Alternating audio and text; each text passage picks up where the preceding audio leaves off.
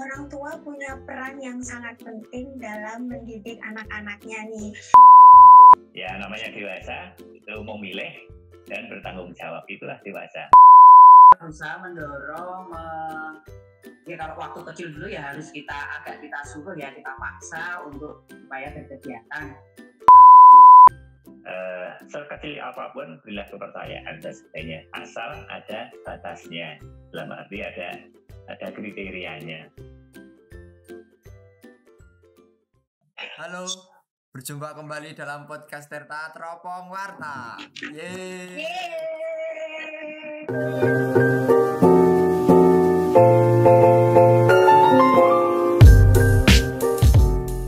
Pada podcast kali ini saya tidak sendirian. Ada rekan saya namanya Deta. Halo Deta, bagaimana kabarnya? Halo Bangkit. Halo. Puji Tuhan sehat. Kamu gimana Bangkit kabarnya? Puji Tuhan sehat, selalu dalam lindungan Tuhan. Oh ya, Mbak Deta, pada podcast kali ini temanya adalah peran orang tua dalam pendidikan iman remaja atau UMK. Pada podcast kita yang pertama kemarin kita sudah membahas tentang OMK-nya. Nah, giliran yang kali ini nih kita membahas tentang bagaimana orang tuanya untuk mendidik iman anak di rumah. Gitu. Betul. Ya. Selamat datang Pak Alfonsus Marta Bandi Utama dan Ibu Agnes Sri Wurjanti. Berkah dalam Pak. Berkah dalam. Selamat malam. Terima kasih. Selamat malam, berkah dalam Bapak Ibu. Sehat Pak, Bu. Ya, sehat, tua-tua. Yang penting tetap semangat Pak. Ya Nikit, kayaknya narasumbernya kita hari ini tuh sangat luar biasa. Dan benar-benar orang yang top sekali nih. Jadi panutan kita orang muda besok kalau udah menikah nih langsung dicontoh nih. Iya ini. Nah, tapi sebelumnya kan ada pepatah nih ya, tak kenal maka tak sayang. Gimana kalau kita kenalan dulu dari Pak Bandi, monggo Pak Bandi perkenalan namanya, mungkin pekerjaannya sekarang sibuk ngapain gitu. Oke, terima kasih Mbak Dita, Mas Bangkit dan teman-teman OMK yang lain. Dan mohon izin Bu Iwong mendahului ini dari Mbak Dita ini. Oke, nama Bapak Alfonsus Maria Bandi Utomo, ya, alamatnya di Gondang Legi, itu lingkungan Rafael. Kebetulan itu Ibu Iwong ketua lingkungan saya. Istri satu, putra dua. Saya baru menjalani hidup berkeluarga itu baru 29 ya 20 ya Belum baru itu. Iya. Ya, luar biasa. lagi hidup saya bermutu ya, ya, bermutu punya mutu gitu. Amin. Anak saya ada dua tadi, yang pertama putri sudah berkeluarga tahun yang lalu, ini udah mau yang cucu. Lalu yang kedua cowok laki-laki, semua sudah lulus kuliah semua. Yang cowok barusan kemarin bulan Januari, sekarang baru mencari pekerjaan atau mau mencari sekolah lagi, ya nggak tahu itu. Lalu pekerjaan saya sebagai pendidik ya, pendidik atau di perguruan tinggi di UNJ, jadi saya di UNJ di Fakultas Ilmu Keolahragaan. Ini Mas pekerjaan saya. Terus selama pandemi ya semua dari rumah, online. Yang tidak online itu hanya mencangkul,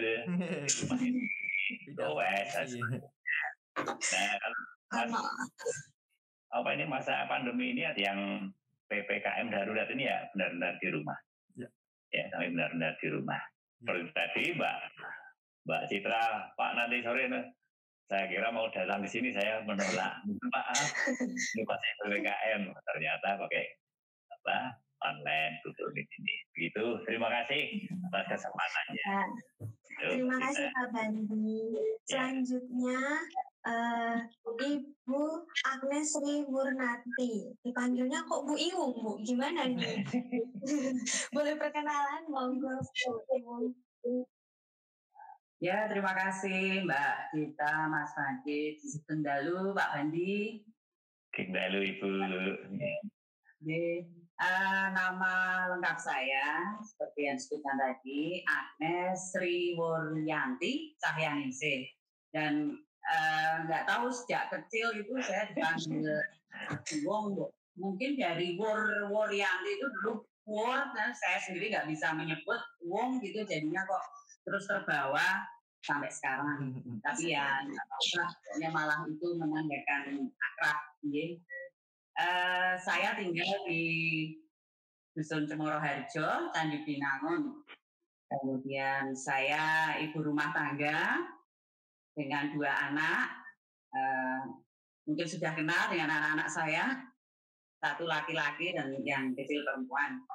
Dan kebetulan di depan rumah itu ada SD Cemoro Harjo dan saya bantu-bantu di sana untuk mengajar agama Katolik, juga Kristen, dan sedikit untuk bahasa Inggris. Kalau untuk tingkat SD ya masih bisa lah, tapi kalau sudah SMP, SMA saya sudah tidak bisa. Saya kira itu dulu Mbak perkenalan dari saya. Terima kasih. Terima kasih Bu Ibu. Ini luar biasa sekali pekerjaannya, merangkap ya Bu. Guru multi talent nih. Enggak lah, sedikit-sedikit. Iya Ibu. Jadi begini ya Bu, memang dalam keluarga itu orang tua punya peran yang sangat penting dalam mendidik anak-anaknya nih. Apalagi dalam mendidik anak yang usianya remaja atau OMK. Nah, cerita sebelum pandemi mungkin banyak keluarga atau anak-anak itu yang aktif sekali nih ikut kegiatan entah itu di gereja, entah itu di lingkungan maupun di masyarakat. Nah, ketika pandemi ini kegiatan itu jadi terbatas. Nah, gimana sih peran Bapak Ibu ini dalam mendidik anak-anak supaya anaknya itu tetap aktif di gereja maupun di lingkungan ataupun di masyarakat? Monggo dari Bu Ibu mungkin yang akan menjawab pertama kali. Ya, mungkin saya hanya berbagi pengalaman saja ya Mbak ya istilahnya, karena ya, Bu. Tentu yang saya lakukan untuk anak-anak saya itu terbaik atau mungkin baik untuk keluarga lain, karena masing-masing keluarga mungkin punya cara atau trik masing-masing. Jadi saya hanya menceritakan pengalaman saya aja, apa yang saya lakukan. Ya kalau dulu sebelum pandemi, ya biasalah pokoknya kita berusaha mendorong, ya kalau waktu kecil dulu ya harus kita suruh ya, kita paksa untuk supaya berkegiatan di gereja. Kemudian karena kecil agak dipaksa kan, lama-lama setelah kenal dengan temannya akhirnya mereka dengan sendirinya ingin bertemu, kemudian aktif dengan sendirinya.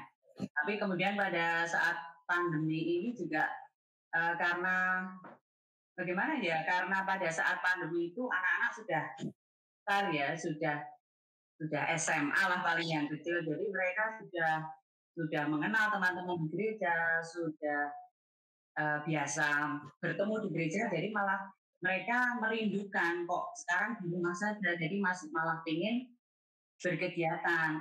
Nah untuk itu jadi saya dan bapaknya itu juga lebih gampang untuk gimana ya, tidak perlu ngoyak-oyak gitu, malah mereka sendiri yang sudah merindukan, karena memang sejak sebelum pandemi, awalnya dulu waktu kecil memang agak saya paksa, dulu juga kadang yang kecil itu termasuk tadi malas nggak mau ketemu, saya paksa, resikonya saya antar, saya jemput, dan tapi akhirnya setelah berkenalan dengan teman-temannya kan dengan sendirinya mereka senang.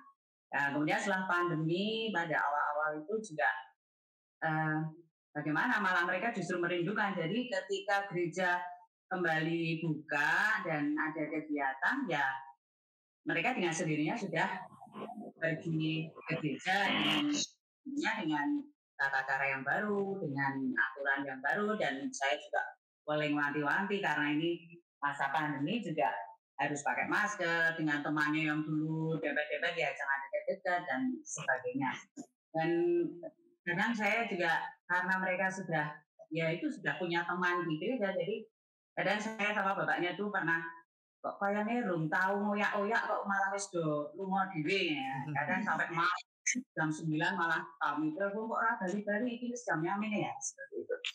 Kiranya pengalaman saya seperti itu Mbak, Mas, mungkin Pak Bandi juga punya pengalaman yang lain. Monggo Pak Bandi. Ya, monggo Pak Bandi, langsung aja. Terima kasih Mbak Dita, Bu Iwung. Kami kira hampir sama, kita berbagi pengalaman. Untuk sementara untuk anak saya sekarang sudah besar semua, sudah dewasa semua.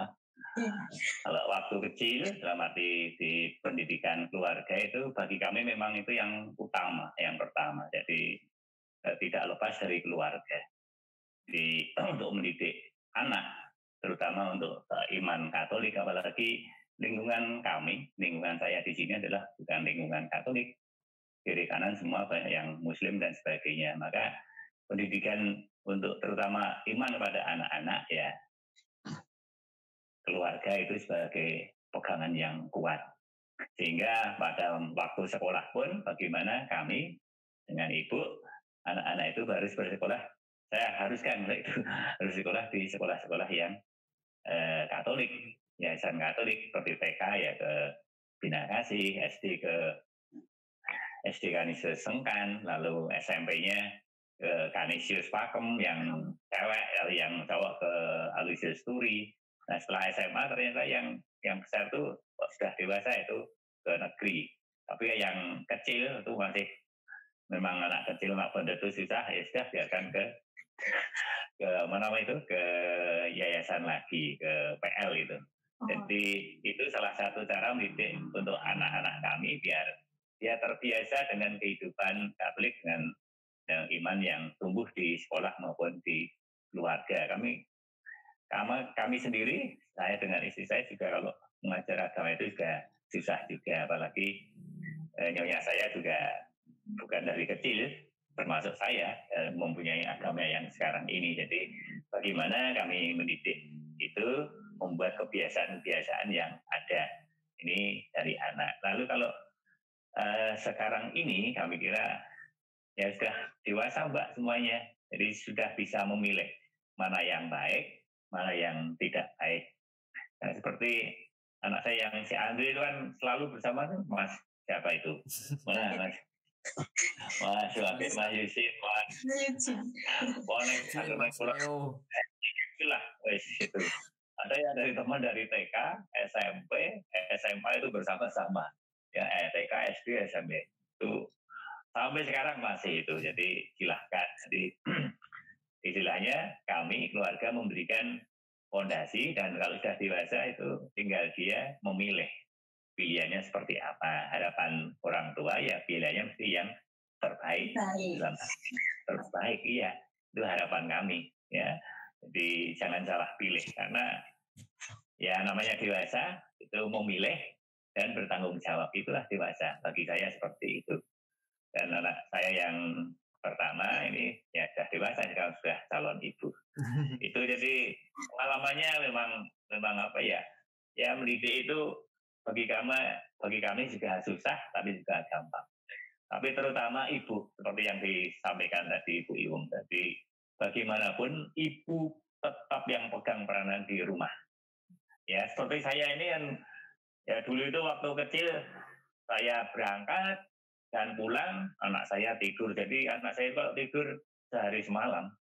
Bapaknya berangkat masih tidur, bapaknya pulang sudah tidur. Ini jadi itu pengalaman waktu kecil dulu, aduh gimana ya.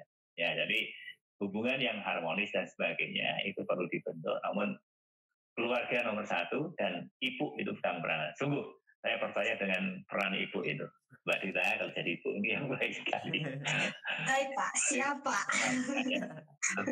Siapa? Saya bersama di keluarga dengan anak-anak didikan Tuhan itu. Begitu. Terima kasih. Ya, terima kasih Bapak Ibu atas jawabannya, atas pandangannya. Nah ini Pak, apa aja usaha yang telah dilakukan Bapak sama Ibu dalam mendidik iman anak di masa pandemi ini dan di masa sebelum pandemi kemarin? Bagaimana pandangan? Monggo Pak Bandi untuk menjawab. Oke, terima kasih.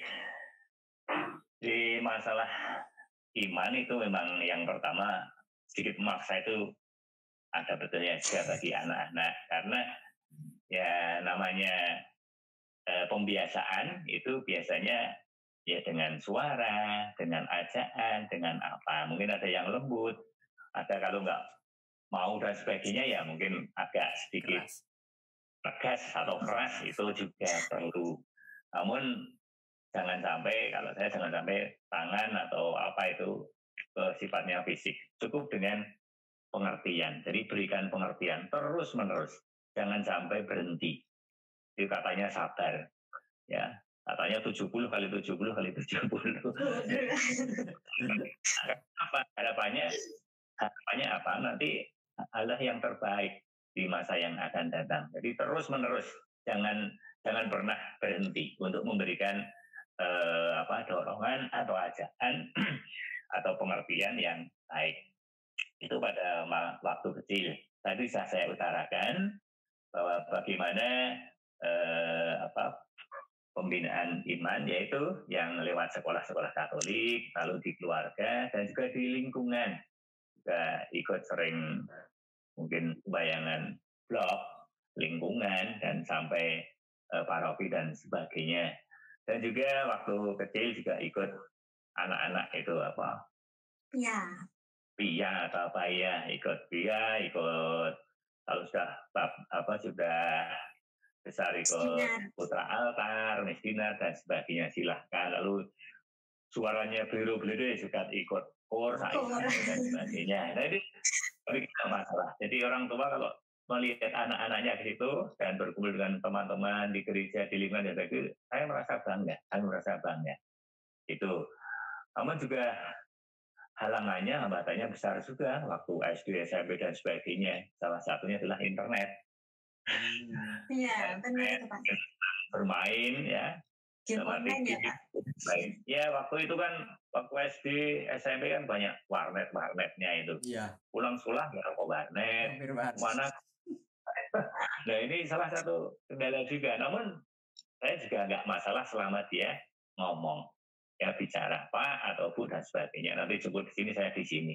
Yang jelas ini komunikasi, karena memberikan kepercayaan pada anak itu penting bagi saya. Jadi sekecil apapun berilah kepercayaan dan sebagainya, asal ada batasnya, dalam arti ada kriterianya. Jangan sampai biarlah di sana bermain internet di warnet sana dan sebagainya. Bukan. Justru orang tua nanti akan kalau membiarkan itu berbahaya bagi kami. Ya. Kalau suatu saat pulang dulu, nanti diantar ibunya ke warnet. Jadi nggak masalah. Tukang jaga itu sampai tak tarik Andre Bu, iya masih di atas tuh ya itu. Jadi sampai apa Pak? Masuk gue tukang penjaganya itu di UI itu, atau di dekat SD-nya sana, atau di Turi itu di mana itu, di Artomoro itu. Saya masih ingat itu. Kayak gitu ya, masuk jengkel juga, tapi ya bagaimana, ini karena kebutuhan anak dan sebagainya. Itu waktu kecil dan sebagainya, itu hambatan. Nah, untuk yang sekarang pun kami kira sama. Begitu ada HP Android pun juga anak-anak ada HP itu bisa sebagai hambatan, namun juga sebagai istilahnya tantangan atau bisa menambah ilmu dan sebagainya. Jadi bagi kami silahkan saja kalau sudah dewasa. Jadi untuk anak-anak dibiasakan, nanti hidup yang harapannya baik, kalau sudah dewasa ya itulah pilihannya. Nah sekarang sudah dewasa kan, sudah terserah, itu pilihan Anda. Pilihan bekerja oke, sekolah oke, dan sebagainya. Hanya saya sebagai orang tua ya mati-mati udah, nanti kalau berkeluarga dan sebagainya cari yang seiman. Dan dalam arti kalau seiman itu kita tetap yakin, percaya bahwa Yesus Tuhan kita adalah penyelamat kita. Tidak ada yang lain itu. Dan sampai sekarang pun masih konsisten semacam itu. Ini saya berterima kasih pada Tuhan. Itu Mbak, ini ya pengalaman atau apa? Luar biasa ini. Oke, terima kasih. Ya, monggo Bu Ewong untuk menanggapi pertanyaan tersebut. Ya, kalau saya pendidikan iman anak sebelum pandemi ya, ketika anak-anak kecil kan belum ada pandemi ini, jadi kan belum nggak terbayang akan seperti ini. Jadi karena kami ya, sudah berjanji akan mendidik anak-anak secara Katolik ya, sejak bayi memang sudah benar-benar kami kenalkan ya. Pertama dulu, walaupun anak kecil ya, biasa kita lihat kalau ke gereja kan nggak bisa diam, mesti pengennya keluar, mungkin betah duduk hanya sebentar ya udah nggak apa-apa. Tapi kemudian nanti sebagian besar waktu itu memang harus keluar, karena kalau di dalam mengganggu itu dulu memang saya turuti asal agak jauh dan tidak mengganggu jalannya misa, oke lah nggak apa-apa. Tapi begitu lebih besar sedikit sudah bisa diberitahu ya, kami beritahu kalau di gereja itu memang harus duduk, walaupun duduknya itu juga sudah tidak bisa tenang, nggak bisa mendengar, belum bisa mengerti, kemudian malah tidur, nggak apa. Tapi lama-kelamaan mereka bisa duduk walaupun juga belum tahu. Dulu juga biar mereka tenang, kadang membawa makanan, tapi kemudian lama-lama nggak boleh ke gereja makan, akhirnya ya ini sedikit, kemudian lepas. Kemudian ketika ini ya waktu belum mengerti tata gerak ya kami ya misalnya membuat tanda salib ya kita tangannya masih kita pegangi seperti itu, tapi kita seperti Pak Bandi tadi juga pokoknya terus menerus tidak berhenti untuk memberi contoh ya Pak, memberitahu dan memberi contoh.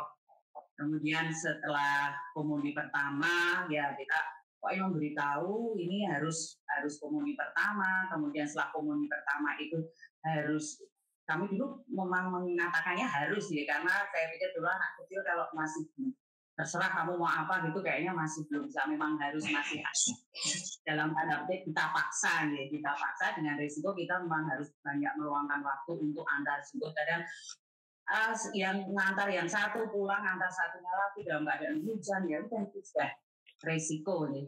Ya, waktu itu dulu saya ingat untuk Gustav itu waktu pendaftaran Mesdinar itu saya nggak tahu, jadi sudah terlambat gitu. Tapi terlambat akhirnya sudah kayak sudah latihan itu.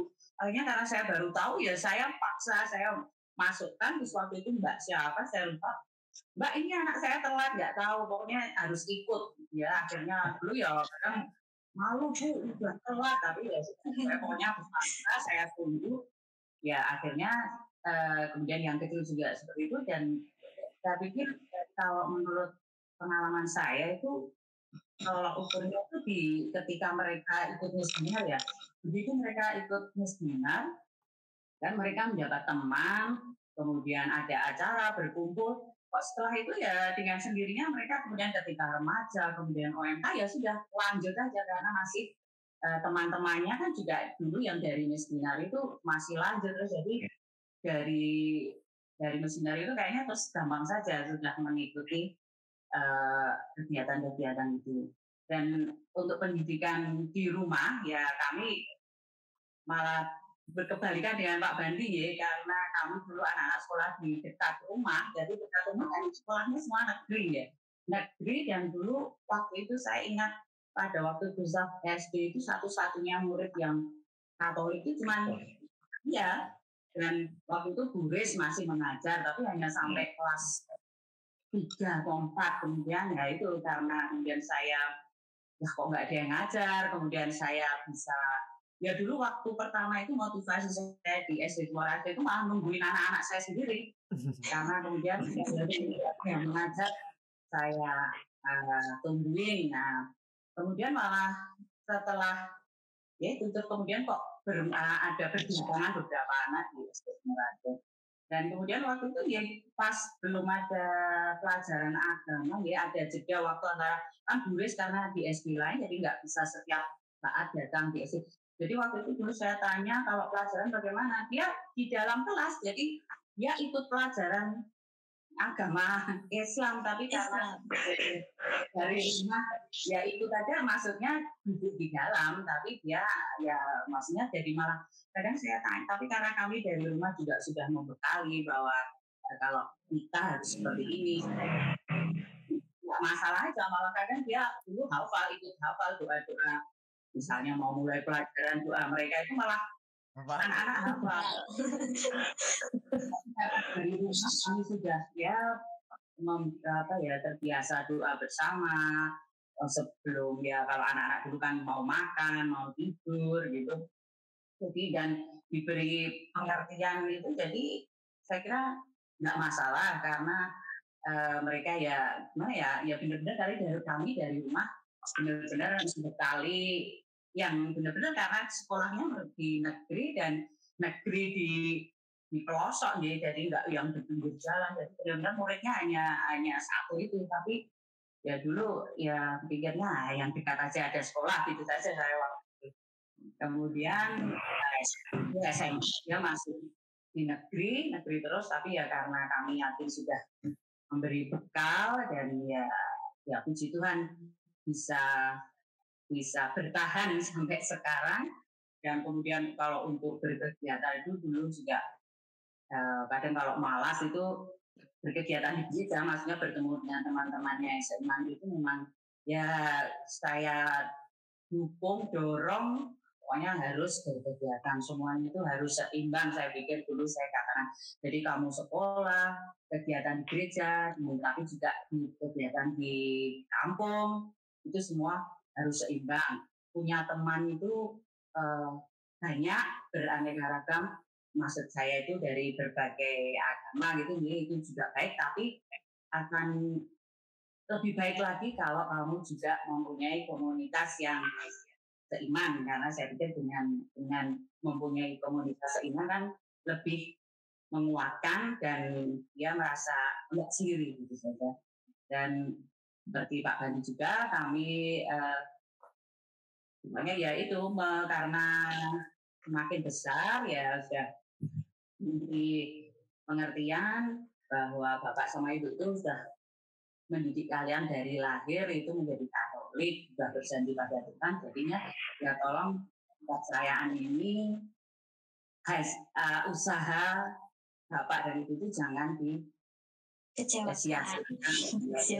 Kalau nanti ibunya bodoh ya baiknya yang seiman, ya tidak sebaiknya ya Pak, seharusnya ya usaha dari sejak kecil dia diajari apa-apa, disuruh ini itu kan sebetulnya tujuan utamanya itu toh ya, biar bertahan sampai akhir. Dan saya kira kemudian kalau setelah mereka mulainya waktu kalau untuk berkegiatan memang untuk keluar rumah ya itu sampai itu yang Gustav yang anak laki-laki saja sampai SMP kelas 3 itu masih saya antar jemput. Kami memang dia sudah bisa naik motor sejak kelas 5 SD, tapi kami sudah untung anaknya tuh manut, pokoknya kamu nggak boleh naik motor keluar dari desa ke jalan raya kalau belum lulus SMP. Dan itu konsekuensinya saya antar jemput bapaknya malam juga, tapi kami pokoknya besok SMA baru boleh naik motor. Karena dia ya manut, kami akhirnya ya begitu dia SMA ya naik motor. Begitu juga dengan adiknya ya risikonya kami memang sampai SMP mungkin dulu waktu saya ingat jemput SMP itu sampai dia bonceng aja sudah lebih tinggi dari saya, tapi ya masih risiko. Dan anaknya mumpung anaknya manut ya kami juga harus bertahan dengan itu ya aturan itu. Dan setelah makin dewasa anak-anak itu sudah saya anggap teman ya, jadi mereka lebih bisa mengerti kalau kita dengan cara mengobrol dengan enak, jadi nggak ada yang harus gini, tapi kami beri pengertian kalau ada peristiwa yang mungkin nggak baik itu di orang lain yang jadi pada orang lain itu malah kita jadikan contoh loh, seperti itu loh, kalau kejadian itu melakukan itu jadinya seperti itu. Jadi ya terserah, kalau kamu mau gitu ya hasilnya seperti itu. Tapi nggak pernah orang nggak boleh gini, nggak boleh gitu. Pokoknya kita obrolkan, ya akhirnya juga anak-anak juga sampai saat ini kayaknya kok masih apa-apa masih cerita nih, jadi belum ada yang benar-benar dirahasiakan.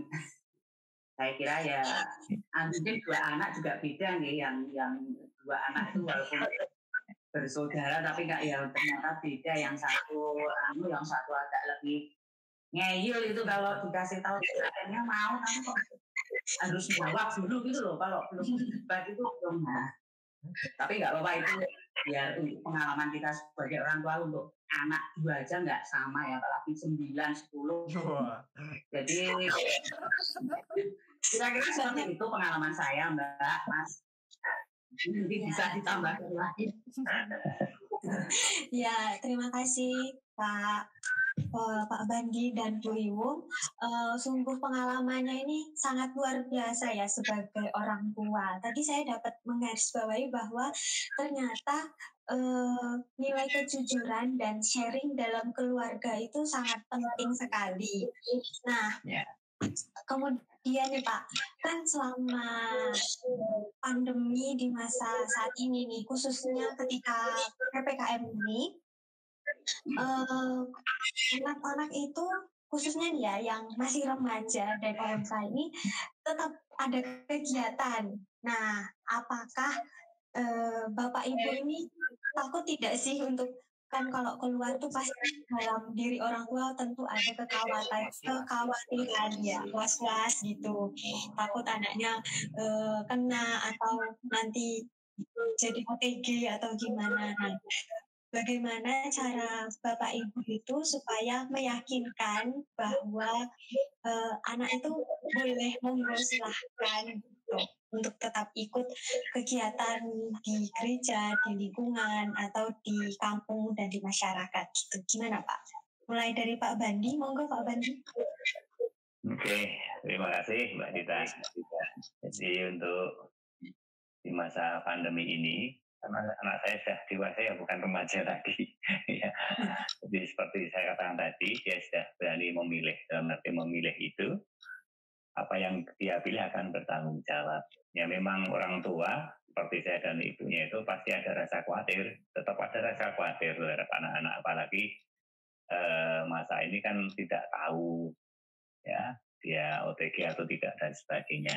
Sehingga hanya saya atau kami itu ya selalu memberikan himbauan tetap prokes 5M dan sebagainya, dan selalu membawa hand sanitizer, harus pulang ya segera cuci tangan dan sebagainya, harus. Kalau kemana-mana ya dilihat situasinya atau kondisi tempat yang ada, seperti itu. Jadi ya harusnya bisa menjaga diri. Kalau dalam kegiatan gereja dan sebagainya, selama dalam arti itu untuk aman dan sebagainya, silahkan. Karena pada waktu gereja itu selain di Pakem juga yang lain itu juga diperbolehkan, misalnya di Banteng itu dulu juga pernah, di Kota Baru juga pernah. Jadi silahkan, nggak masalah, karena mungkin dia ada temannya yang lain yang di sana, ya silahkan. Tapi tetap menjaga prokes kesehatannya ya, untuk kesehatannya itu. Kalau untuk PPKM yang darurat ini saya mengikuti pemerintah sungguh, dalam arti tetap di rumah. Ya, tetap di rumah. Ya, apalagi anak saya yang ada itu baru mengikuti tes sesuatu yang harus di rumah, nggak usah kemana-mana. Ya, itu. Tapi jika suatu saat sana, tapi lebih baik saya antar, misalnya ke mana itu, udah diantar aja, oke, ini dan sebagainya. Mau, tapi sering-sering ada nggak mau. Nggak masalah, karena tadi sekali lagi anak-anak sudah dewasa itu pilihan. Hanya memang perlu tetap keterbukaan. ya keterbukaan, komunikasi terbuka dengan anggota keluarga, antara bapak, ibu, anak dan sebagainya. Seperti pengalaman anak-anak saya waktu masih remaja, menginjak dewasa dan sebagainya, mau pacaran saja, apa istilahnya, minta pertimbangan. Jangan yang dulu, mah aku naik pacaran oleh orang, gitu aja. Baik itu yang laki-laki atau perempuan sama. Nah, waktu yang dulu yang putri, nenek apa siap loro hati pohon misalnya menjaga ibunya seperti itu. Kalau itu siap ya nggak apa-apa, tapi ya dipertimbangkan. Yang laki-laki Pak Alus ya sama ibunya yang dekat Pak boleh Bu boleh gini, boleh sekolah rampung isi besok boleh, nah gitu semacam itu. Akhirnya juga ya akhirnya yang jelas ada komunikasi, terus dia ada alasannya dan sebagainya. Nah, jadi akhirnya juga oke, nggak masalah, kita jalankan bersama semacam itu. Jadi keterbukaan, berkomunikasi secara jujur dengan anggota keluarga ini, kami kira ada nilai positifnya bagi kita semuanya. Daripada misalnya udah masalah pacaran dibaca malah diam-diam ke sana kemari ditanya malah nggak jujur saja, itulah bagi kami itu kurang baik gitu, kurang baik. Ya, misalnya pacar diajak ke rumah pun nggak masalah. Ini Pak, ya nggak masalah. Kan yang namanya pacaran kan saling mengenal, ya, saling ada batas-batas tertentu. Ini saling mengenal, baik. Mungkin sebagai kalau mahasiswa sebagai motivator atau apa ya silahkan. Ini jadi kalau masa pandemi ini kalau ditanya cemas, ya ada kecemasan dari orang tua. Tapi kecemasan itu ya tadi katakan tetaplah dengan protokol kesehatan. Ikuti itu, kami kira karena itu sebagai aturan yang baru yang kita ikuti. Seperti di gereja itu, ya datang, mungkin cuci tangan, ya kan, selalu cek suhu dan sebagainya. Nah ini sama yang di masyarakat pun demikian. Lalu yang kegiatan di masyarakat pun sama. Nah, selama mungkin kematian dan sebagainya, selama itu bukan dari COVID ya kita bersama-sama ya dalam arti sebagai tetangga dan sebagainya. Tapi kalau COVID kan biasanya sudah langsung dari rumah sakit dan sebagainya. Ya. Ini kami kira itu hanya memang di masa pandemi ini untuk bertetangga dan sebagainya ya ada saling cemas, saling mengkhawatirkan kan belum tentu, apalagi dia pergi sana dari mana sekarang nggak tahu ini. Jadi kita saling menjaga agar kita selamat lah ya, selamat dalam tanda petik untuk semuanya. Begitu Mbak Rita. Ya, terima kasih Pak Bandi. Ya. Kalau dari ibu-ibu gimana nih Pak? Apalagi ibu-ibu nih pasti sangat cemas. Cemasannya melebihi seorang bapak biasanya lah. Oh, benar. Gimana Bu? Ya antara lebih cemas daripada bapak, tapi juga ya biasa saja lah. Mungkin karena ya yang lebih sering dengan anak-anak sejak kecil memang ibu ya, jadi ya wajar lah kalau lebih cemas. Ya ini anak-anak sudah besar ini, kalau setiap pamit keluar ya sudah, saya tuh mesti ya berindil pokoknya harus jaga jarak, pakai maskernya. Sekarang saya juga bilang ya double, kami siji loh, saya bilang sudah kurang, saya bilang. Sampai anak-anak itu ibu, wah siapa aku Bu? Ya tapi kalau saya nggak ngomong, pokoknya saya mau aku yang baleni gitu. Terus saya suwe nggak usah rumah. Kadang malah yang pergi sebentar atau saya loh, ini masih jauh ya. Udah kok Bu, lah kok cepat dari Bu itu mau hidup malah kon. Ya, untungnya pada patuh ya, karena ya itu tadi kita beri pengertian dan juga anak-anak sudah tahu sendiri kan apa dan bagaimana. Jadi ya lebih enak lah, kita nggak boleh ini nggak boleh gitu, jadinya lebih mudah. Dan kemarin waktu gereja belum tutup itu, apalagi pada waktu mau acara Krisma itu ya, itu kan anak-anak kan punya tugas masing-masing. Nah itu saya juga waduh ini kan waktu itu juga semakin ada beberapa yang kena ya, jadi saya juga waduh ini nanti melibatkan banyak orang, kerumunan. Tapi ya saya pikir saya nggak mungkin melarang karena memang sudah tugasnya, dan selama gereja tidak melarang dan kegiatan acara itu tetap berlanjut, berarti ya dipertimbangkan matang-matang. Ya kemarin itu akhirnya dari kami sendiri ya, waktu itu kurang 5 hari sebelum pelaksanaan itu ternyata malah harus saya yang isoman karena kepala sekolah saya ada ini, jadi kami harus isoman. Nah otomatis saya pikir ini saya kan nggak tahu saya bagaimana, terus anak-anak ini semua masih latihan di gereja. Nah begitu mereka pulang malam, saya bilang udah pokoknya mulai besok kamu semua nggak usah ke gereja dulu, saya bilang gitu. Karena ibu mau dites dan kita belum tahu hasilnya. Nanti jangan sampai kalian malah mengacaukan acara gereja, acara yang sangat penting itu, saya bilang. Ya untungnya mereka semua manut, akhirnya ya digantikan teman-temannya itu.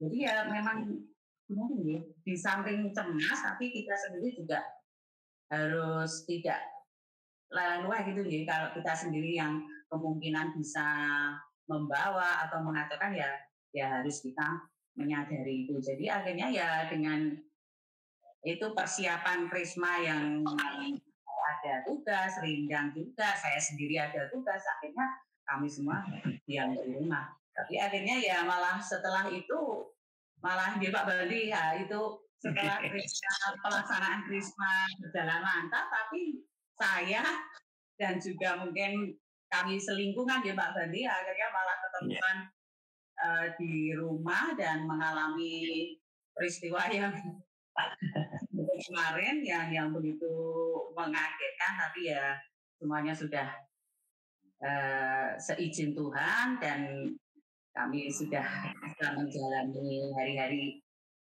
dengan biasa lagi. Mungkin ya waktu itu ya semuanya diambil hikmahnya lah.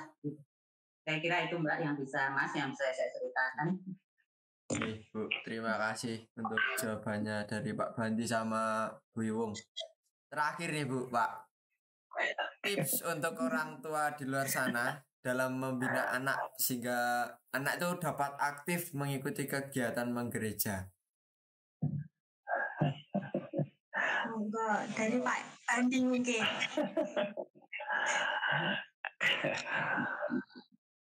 Tips membina anak, bagi kami tipsnya itu ya dimulai dari awal, sungguh dari awal, ya pembiasaan dari awal, baik itu di dalam di rumah, di lingkungan maupun di gereja dari awal. Seperti katakan Bu Iwung tadi, mungkin dalam membuat tanda salib pun kan dimulai dari awal, dibiasakan dan sebagainya. Itu. Jadi kalau nanti sudah terbiasa, ya, kalau terbiasa itu akan jalan sendiri. Karena dikatakan hasil pendidikan itu katanya perubahan tingkah laku, termasuk dalam iman juga perubahan tingkah laku. Iya. Seperti sekarang kita kalau diberi sesuatu, menerima dengan tangan kanannya, lalu mengucapkan terima kasih atau matur nuwun.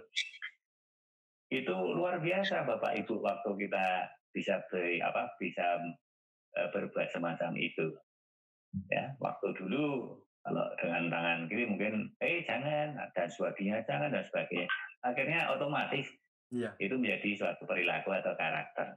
Sama dalam hal ini untuk pembelajaran atau istilahnya untuk mengajar pada anak atau membina, membimbing pada anak pun demikian. Ya, kalau saya di dunia olahraga, ya di dunia olahraga pun sama, suatu keterampilan pun itu akan menjadi otomatisasi gerak melalui latihan. Ya latihan akan menjadi suatu otomatisasi. Nggak usah diperintah dan sebagainya. Oh seperti ini. Dan akhirnya pun melalui dasar itu, ya dia akan mempunyai nalar, pikiran, mengembangkan sesuai apa yang dia punyai. Misalnya peduli terhadap sesama, tanggap terhadap sesama dan sebagainya. Itu karena pembiasaan perilaku di rumah, di tempat kita masing-masing bagi anak itu. Nah ini untuk sekarang ini semacam itu sok-sok ya susah ya kepedulian itu. Maka dari itu keluarga Katolik mestinya hal ini tetap terus-menerus dilakukan. Ya, seperti contoh waktu saya kecil, misalnya berjalan di depan orang yang sedang duduk atau di jalan, mungkin nuwun atau permisi atau mantuk dan sebagainya. Nah ini sekarang pun hal semacam itu masih ada, tapi sedikit. Nah ini ya dari keluarga-keluarga kita itu juga membiasakan semacam itu. Jadi tips saya ya, contoh perilaku dari orang dewasa dan juga orang tua ini. Tapi jangan saya orang tua itu jangan contoh saya. Orang yang baik-baik saja. Itu jadi contoh itu sangat perlu bagi anak. Saya teringat karena saya juga contoh yang tidak baik waktu Andri itu masih kecil, dulu Romo Haryono masih kecil itu. Jadi dia mau tahu-tahu anak saya itu harus bisa jalan timid-timid sudah sampai apa. Romo, apa gitu. Aduh, anak saya nggak bisa mendidik seperti Bu Wong tadi yang duduk. Anak saya itu ya kemana-mana itu waktu kecil. Nah, semacam itu kan ya hal semacam itu perlu dibiasakan itu. Nah ini pembiasaan-pembiasaan yang kecil yang seperti tadi contoh yang tidak baik, ya kurang baik dalam hal ini. Ya, terhadap di gereja. Namun bagaimana anak kecil ya itulah nanti diberitahu itu. Jadi tips bagi saya adalah pembiasaan sejak kecil terus-menerus dilakukan akhirnya menjadi suatu perilaku atau karakter, menjadi otomatisasi, entah otomatisasi gerak atau otomatisasi perilaku yang akhirnya dia juga akan tanggap terhadap sesamanya. Syukur kalau orang dewasa di sekitarnya atau orang tua sebagai modelnya atau sebagai contohnya. Itu Mas, Mbak dari saya. Mas, Terima kasih Pak Bandi. Nah, dari Bu Iwung, apa nih tipsnya? Ya, tadi pertanyaannya tips supaya anak bisa aktif ya? Iya, bisa aktif. Ya, bagaimana mendampinginya? Ya, seperti yang sudah saya katakan tadi, ya, pengalaman saya saja, karena saya juga nggak tahu mungkin pengalaman orang tua lain. Ya, karena saya menginginkan waktu kecil dulu, anak-anak kecil dulu, saya menginginkan nanti anak-anak juga punya teman yang seiman, karena terus kan di lingkungan seperti Pak Bandi di sekitar di tempatnya Pak Bandi di tempat tinggal kami sudah tidak ada, dan apalagi sekolahnya di negeri yang nggak ada temannya yang seiman. Jadi saya memang sangat menginginkan anak-anak untuk aktif di kelas. Yaitu ya pertama itu seperti saya katakan tadi, kalau ukurnya itu ya dulu sebelum komunitas lama memang di wilayah itu ada ya, tapi pertemuan pria itu juga nggak rutin, waktu itu bersebulan sekali. Tapi saya berusaha kalau ada undangan itu anak-anak saya antar, mungkin saya tunggu. Tuh, mungkin pertama nggak mau, malas, tapi ya karena itu waktu itu memang terus terang saya agak memaksa karena ya mau dikasih tahu juga kadang nggak mau ngerti, masihnya ya malah nangis gitu. Akhirnya ya udah nanti tak tunggu, ya, ibu nunggu. Kalau mereka alasannya kan nggak mau ditinggal, ya saya nunggu. Tapi begitu ikut misinar itu mereka kemudian sudah merasakan kalau, dan saya bilang sendiri, kamu kalau tidak aktif di gereja kamu nggak punya teman yang seiman. Apalagi di rumah kami juga tetangga berjauhan, jadi ya anak-anak kalau sudah di rumah itu nggak dolan kalau memang nggak ada acara anak muda remaja di kampung. Jadi ya saya bilang itu, saya tekankan, kamu kalau nggak ikut aktif di gereja kamu nggak punya teman. Ya akhirnya ya gitu, setelah dikasih tahu terus menerus kemudian dibiasakan, itu akhirnya mereka ya itu bisa berjalan seperti yang saya harapkan. Dan tentunya yang paling penting juga kami sebagai orang tua itu memberi contoh. Jadi nggak ada gunanya saya nyuruh-nyuruh, maksa-maksa, tapi saya sendiri sama bapaknya nggak memberi contoh. Ya akhirnya mereka dengan melihat, oh ternyata bapak sama ibu juga aktif, juga ikut sembahyang sana, aktif kegiatan gereja selain perayaan Ekaristi, tapi juga ikut kegiatan lainnya. Jadi mereka tidak sekedar nanti malah kita bapak ikut nyuruh-nyuruh tapi bapak sendiri masih gimana.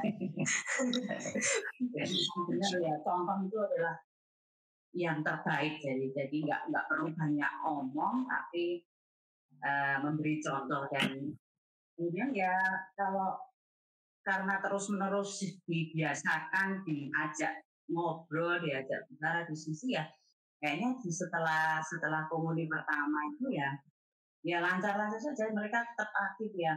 Yang penting dulu yang besar dulu ya, yang agak saya bentuk, mungkin saya arahkan. Kemudian kalau yang kakaknya sudah jalan kan, adiknya tinggal lihat aja, oh Mas ini ya. Sekarang kalau malas ya saya bilang itu Mas aja gitu, Mas kan ya mungkin agak ya waktu kecil agak sedikit pemaksaan, tapi begitu SMP gitu ya sudah berjalan dengan sendirinya. Dan kemudian juga saya tekankan lagi harus seimbang tadi, tidak hanya aktif di gereja tapi di rumah nggak mau keluar juga. Jadi ya akhirnya juga di rumah di kegiatan gereja juga harus aktif. Kalau ada kegiatan keluar dan tapi tidak cuma nongkrong tapi ya yang bermanfaat. Kemudian kalau itu di keluarga juga, karena kan kita di Jawa ini sering ada pertemuan-pertemuan prah itu ya. Itu dulu waktu masih sampai SMP itu masih saya ajak, terus kadang mereka sudah nggak mau, pokoknya ikut dulu ketemu saudara. Tapi mungkin begitu SMA mereka sendiri sudah nggak ada temannya Bu ya. Terus waktu dulu di prah itu dusta itu juga akhirnya nggak mau, bukan karena nggak mau itu, tapi karena dulu saudaranya yang sebaya itu semua cewek, jadi dia cuma satu-satunya cowok, dia yang nggak mau. Cewek aktif Bu. Artinya yang penting mereka sudah mengenal saudara-saudaranya, jadi ya kalau intinya kesimpulannya ya itu aktif itu.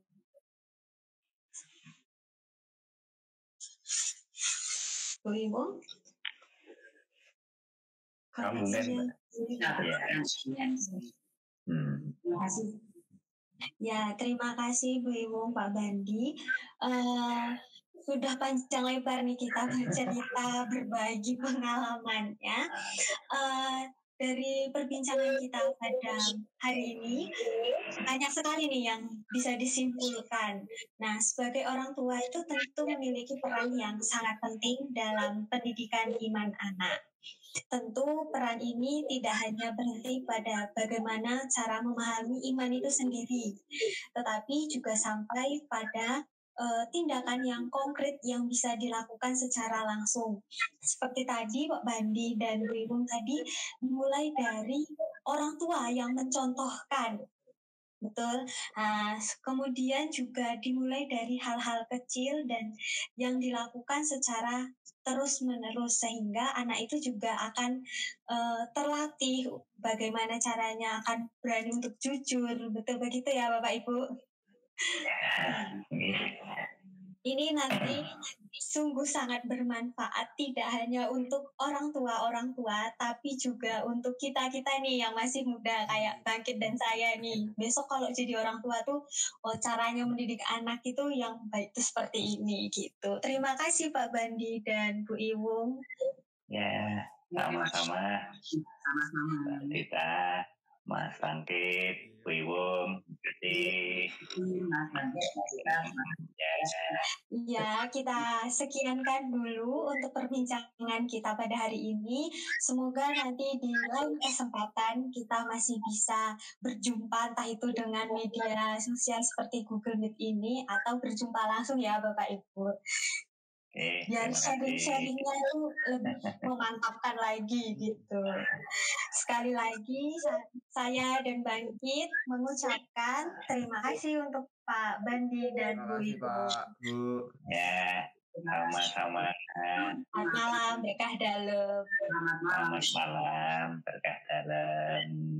Oh ya teman-teman Delta, jangan lupa untuk terus-menerus stay tune ya di YouTube-nya Paroki Maria Assumpta Pakem. Jangan lupa untuk like, comment, share, dan subscribe. Dadah.